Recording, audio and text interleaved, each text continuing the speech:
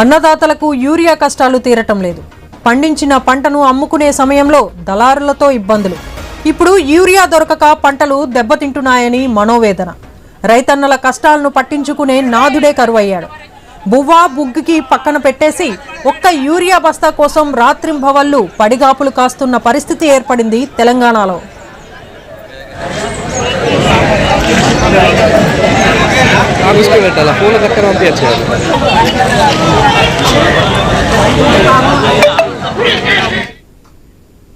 కామారెడ్డి జిల్లా నియోజకవర్గ వ్యాప్తంగా యూరియా కష్టాలు వెంటాడుతున్నాయి.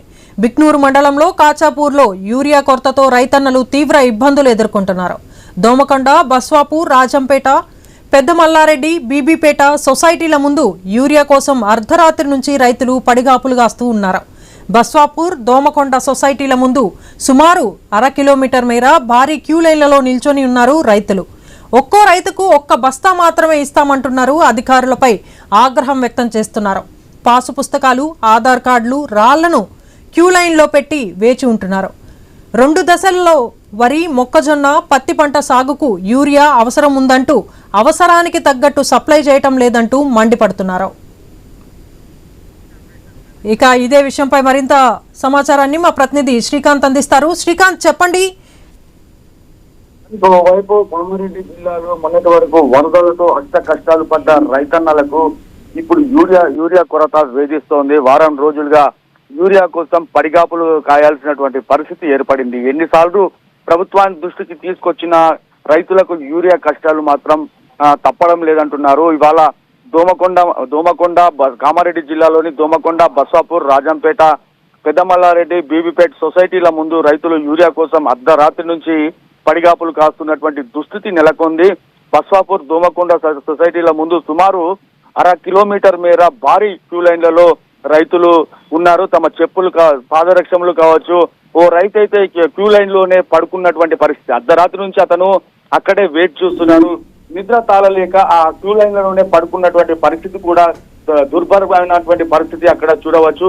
ఒక్కో రైతుకు ఒక్కో బస్తా మాత్రమే ఇస్తున్నారంటూ అధికారుల పైన రైతులంతా ఆగ్రహం వ్యక్తం చేస్తున్నారు. పాసు పుస్తకాలు, ఆధార్ కార్డులు, రాళ్లను క్యూ లైన్ లో పెట్టినటువంటి పరిస్థితులు చూస్తుంటే చాలా దయనీయంగా ఉంది కామారెడ్డి జిల్లాలో అని చెప్పవచ్చు. సొసైటీల ముందు రైతులంతా బారులు తీరుతున్నారు.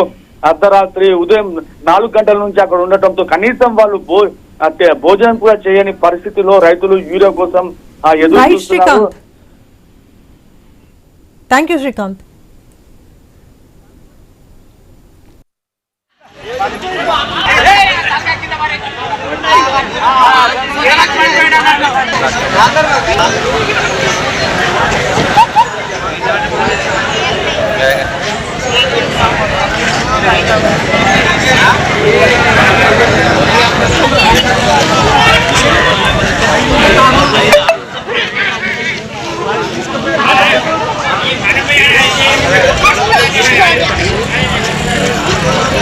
మొత్తం తీసే మొత్తం బయట సంచికాడ జారిపోయిందాను.